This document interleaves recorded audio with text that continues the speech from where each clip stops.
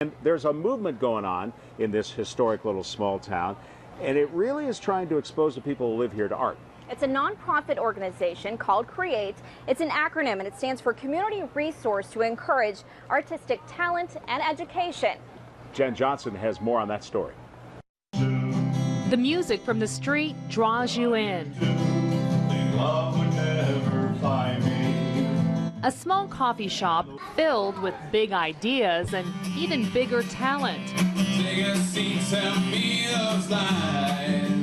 A community of artists gathering for open mic night in the heart of downtown Brookville. I'm still amazed to this day, after a couple years of doing this, I'm still amazed to see the people that come out for new events.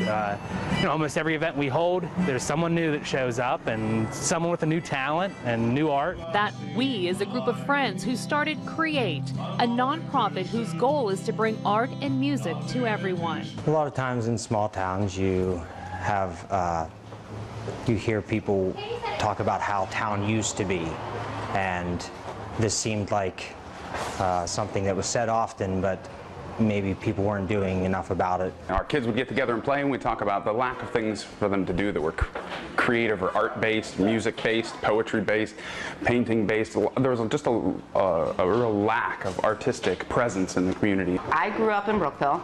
My kids are here, and we wanted something for them to want to come back to. So CREATE was born. Its headquarters, if you will, is this cafe. You can listen to music on certain nights or browse art crafted by local people. It's amazing to see the reaction from the community on people's art. It's amazing to see the artwork that just exists, that no one would ever see if we didn't have something like this in town. CREATE prides itself on a wide variety of art offerings.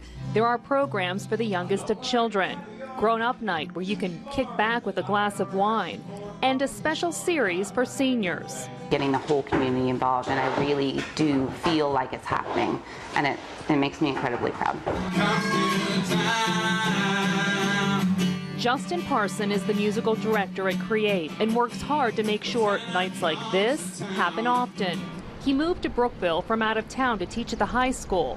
He and his wife kept to themselves. When we first moved to the area, and we had twins just as soon as we moved to the area, so we weren't very social in our first couple of years in Brookville. But as we started to meet people, we started to realize that we had in our town these glimpses of brilliance, these people that were excellent at one thing or another. He calls it a perfect pairing of people to make this vision a reality. With CREATE here now, I